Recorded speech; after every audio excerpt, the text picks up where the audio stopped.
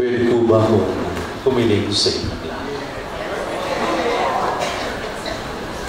Nananahimik po kayong lahat.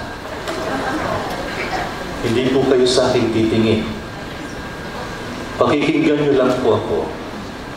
Pero sa altar po kayo nakatingin. At kapag nakita nyo po, may pina-flash po sa screen, bahala na po kayong magbasa.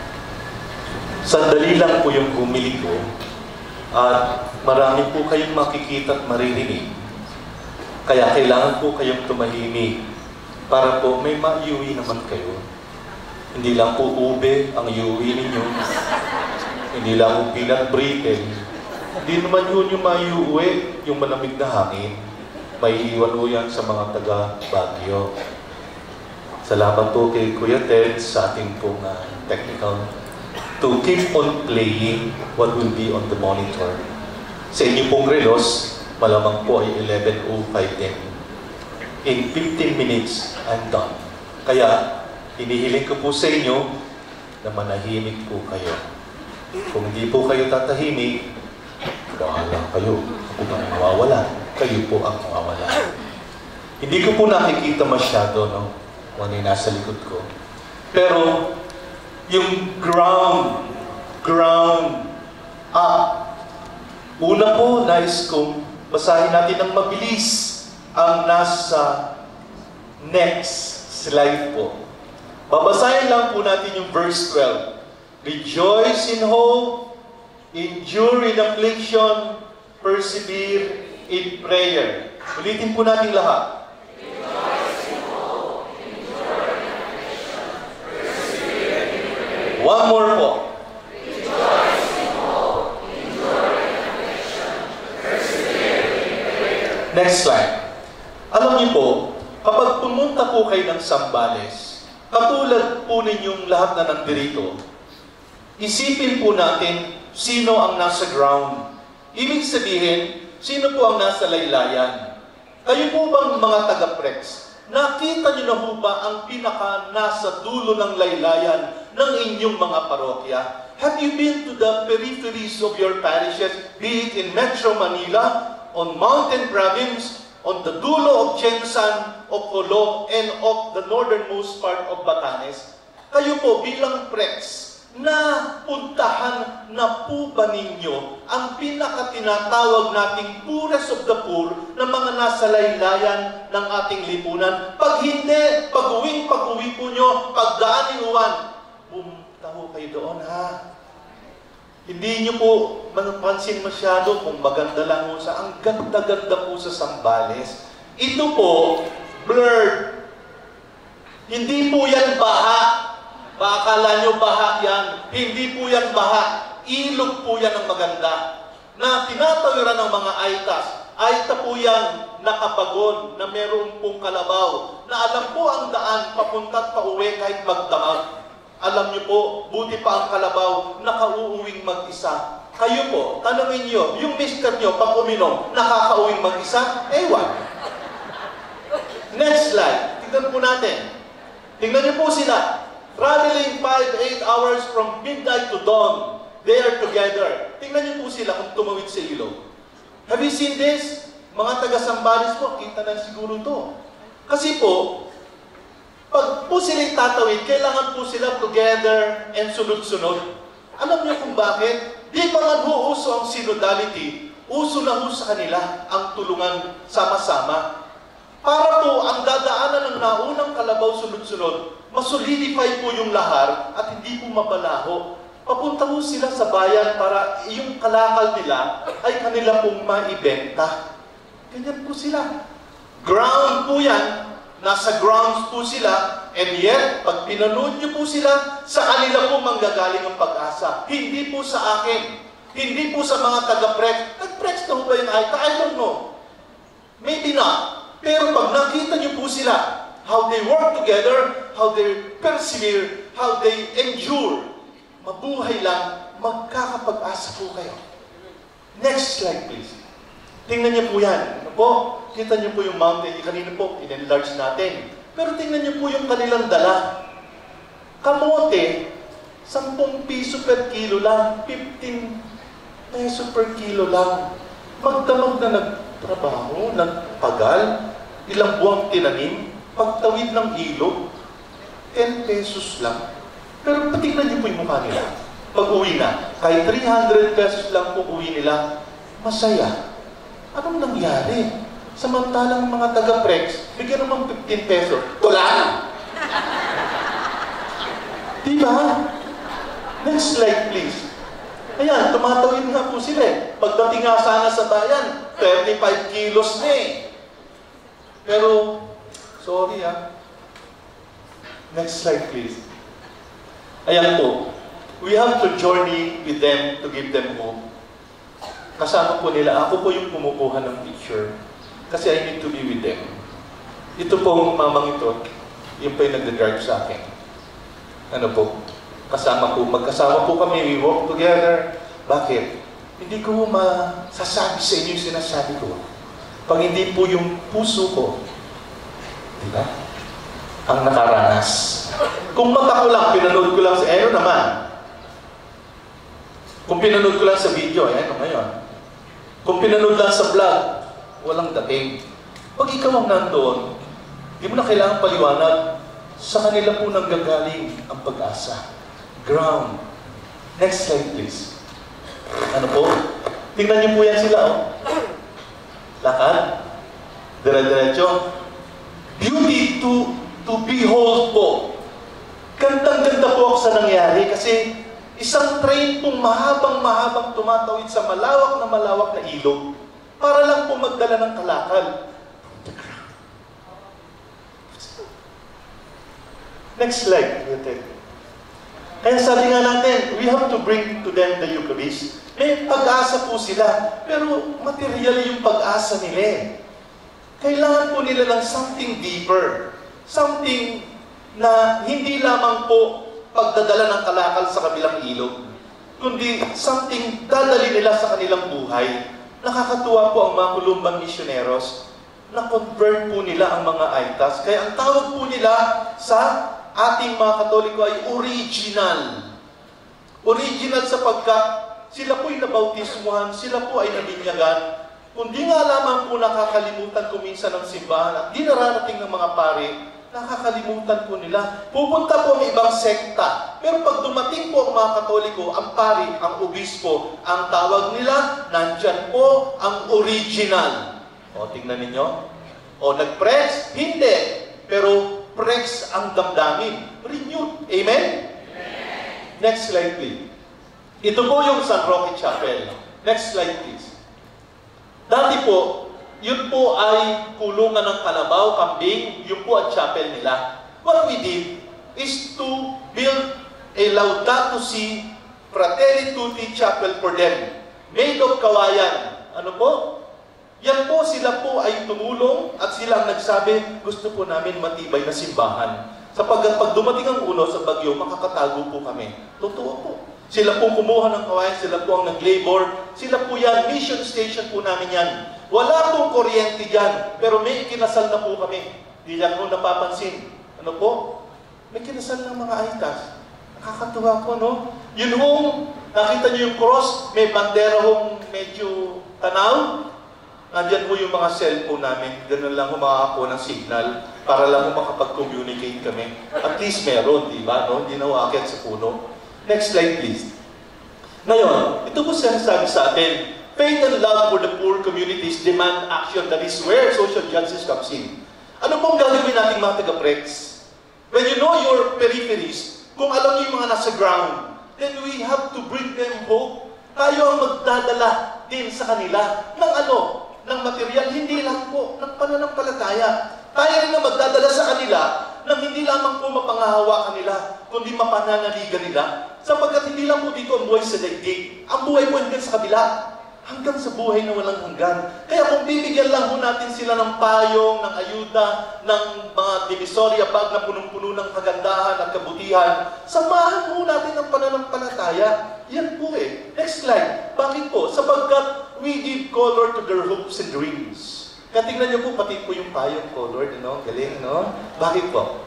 Kasi pag naglakad sila sa lahar ng tanghaling tapat, minsan wala silang payong. Although they endure the heat of sun, pero malayo pa lang tanaw mo na iyan ay nananalig sa Panginoon. Rainbow ang kanyang payong. Malayo pa lang tanaw. Kasi sa Lahar country po, like a desert, you can see colors from afar. We give hope and we put colors on the drains. Next slide, please. Ito po. Dalawa po ang periphery namin. Bundok, dagat, West Philippine Sea. Kuya Ted, press the button. Tingnan niyo po yan. Tuwing hapon po, nandyan ako. Inggitin ko kayong mga walang dagat. Novaliches, walang dagat sa Novaliches. Valenzuela, wala. Yung ilog na mula Novaliches, dadaan sa Valenzuela, ang pinakamantuming ilog sa buong Pilipinas, ang Tuliahan River.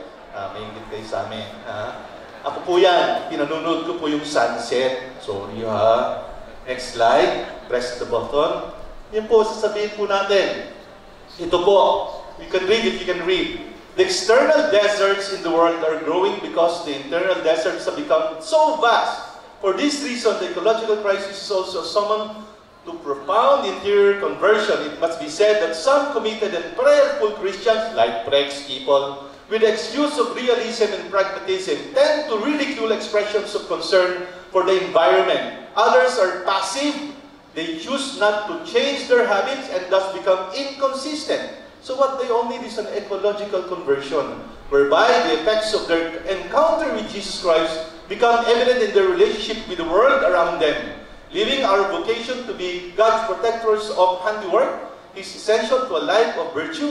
It is not an optional or a secondary aspect of our Christian experience. Mga Prex bayan, mga kuya and ate, please, tandaan niyo po yung the fruit, no? The effects of encounter with Jesus Christ becomes evident in their relationship with the world around them. The effect, the fruit of our encounter with Jesus Christ will be evident with your relationship with the world around you. From the people in the peripheries, to the city, to the town, to the priest, to the bishop, to the consecrated people, even to the animals and everything that grows, everything that has life. If you will not be able to take good care of everything that has life for this generation and next generation, then our encounter with Jesus is a folly. It's kapalaluan po sa Tagalog. Kapag ikaw may Prex, you always have an encounter with Jesus with the Eucharist, with the Word of God. And yet, we do not practice it by being aware of the world around us, then there is something very, very lacking. Hindi po natin naintindihan ang Ebanghelyo. Hindi po natin naintindihan ang encounter with Jesus. So, next slide please. Hindi niya po nakita madilim eh. Pero may mangingisda po dyan. Napakaliit po niya. Napakaliit. Ano po? Ito po yung West Philippine Sea. Hindi niya po makita. Next slide. Para po matanaw natin. Layo eh. Next slide, Kuya Ted. Medyo blurred po ha. Pero, pag tumingin po kayo, hindi niyo po mapapansin na may mangingisdang maliit doon. Pero yung mangingisda na yan, poor, hopeless fisherman. Alam niyo naman po ang sitwasyon ng West Philippine Sea. Di po ba? Kung kayo'y matitira sa Bataan, sa Zambales, sa Alaminos, sa Pangasinan hanggang sa La Union, yung coastal po na yon, gano'n na lang po makukuha nila. Next slide please. So, sometimes, our eyes stare on beauty, missing to see the poor in the periphery. Gandang-ganda po tayo sa malls, sa city, wala pong problema dyan. Kung nagpupunta po kayo ng malls sa city, lalo na sa BGC, sa Greenbelt, wala pong problema doon. Gaganda po, may mga simbahan pa nga po doon. We look at beauty. Gandang-ganda po tayo sa mountain province, gandang-ganda po tayo bundok at mga nasa dagat. Maganda po ang Pilipinas. Maganda po, believe me you. I have seen much in the world and I can always brag that Philippines is one of the most beautiful country in the world. Amen?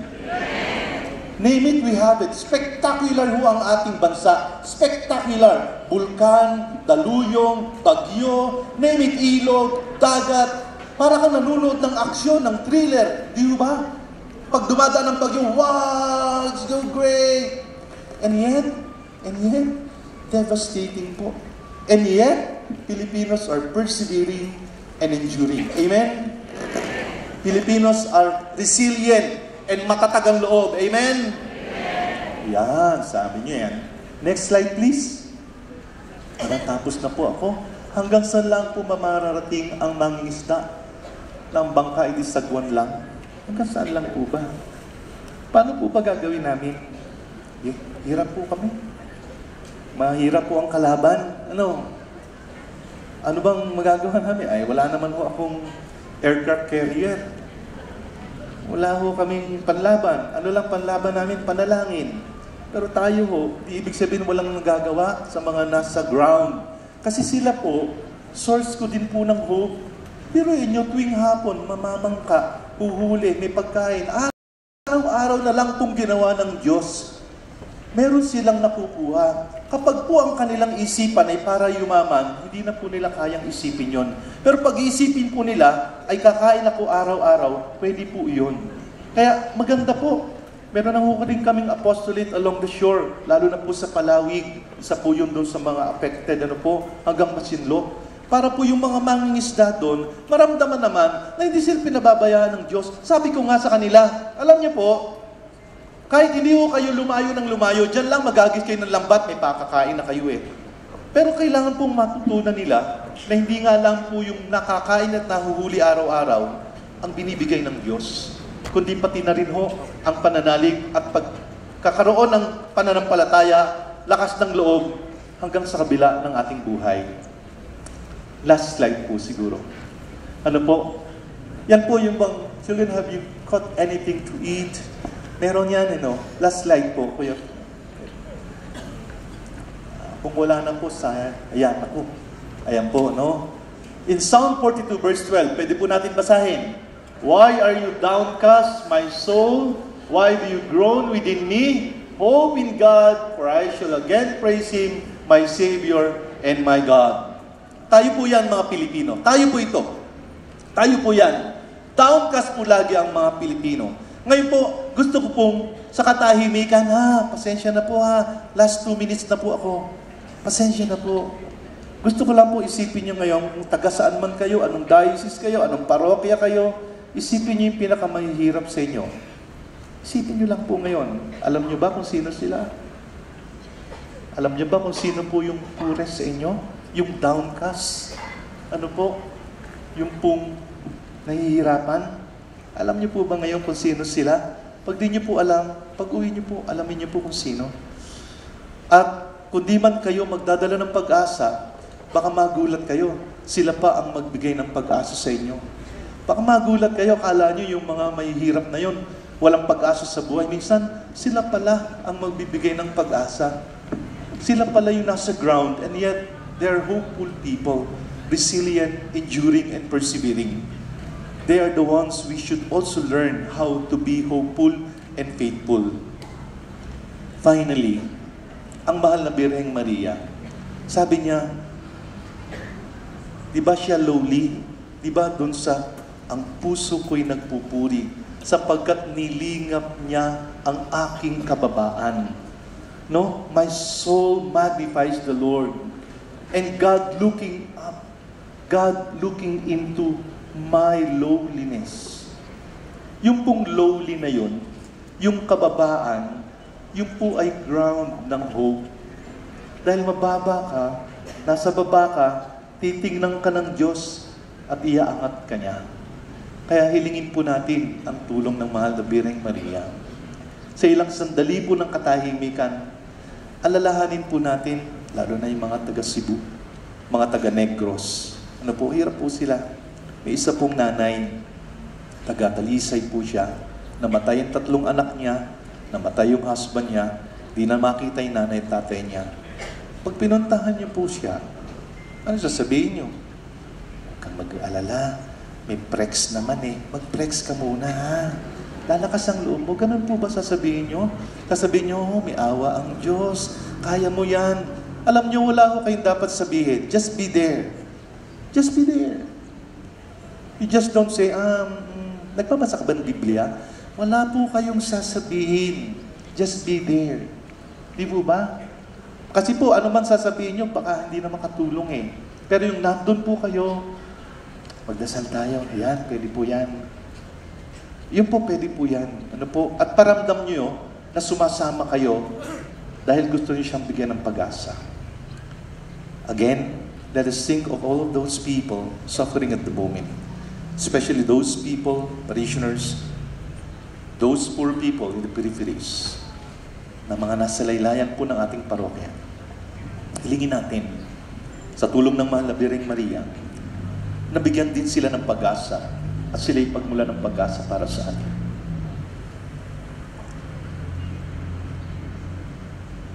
Mahal na Birheng Maria, Ina ng Diyos, ipanalangin mo kami